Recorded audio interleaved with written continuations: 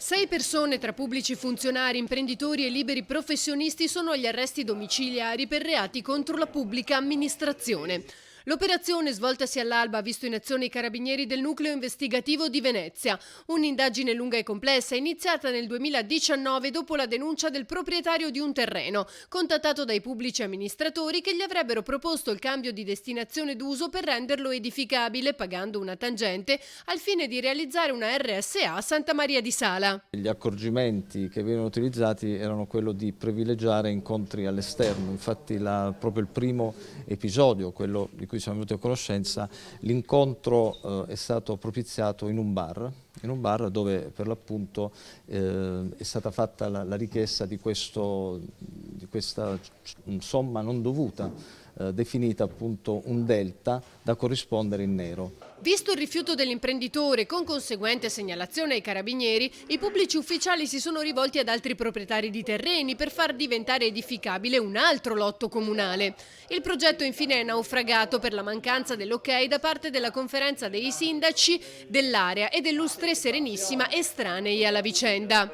Gli arrestati sono Nicola Fragomeni, 2 volte sindaco di Santa Maria di Sala, attuale presidente del Consiglio Comunale per il gruppo politico Rocchi Sindaco Coraggio Italia e coordinatore provinciale di Coraggio Italia, il partito del sindaco Brugnaro.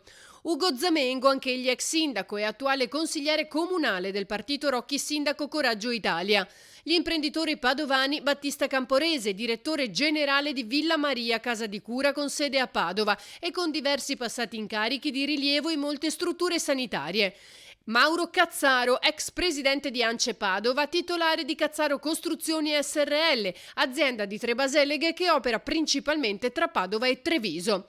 C'è poi il direttore dell'ufficio tecnico del comune di Santa Maria di Sala, il geometra Carlo Paiaro, e l'architetto di Santa Maria di Sala, Marcello Carraro.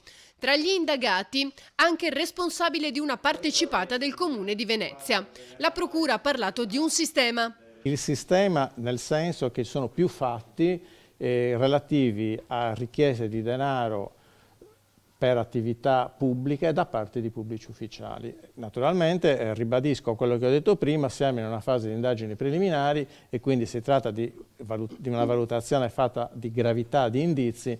Ancora naturalmente non c'è un accertamento di responsabilità che si farà successivamente davanti al Tribunale se e quando si arriverà a un dibattimento completo. Ma l'indagine, svoltasi mediante servizi di osservazione, pedinamento e intercettazione definite dal procuratore fondamentali, riguarda anche l'acquisto di mascherine e altri presidi sanitari, fatto con affidamento diretto da Fragomeni a un familiare che avrebbe portato a un guadagno illecito di 60.000 euro.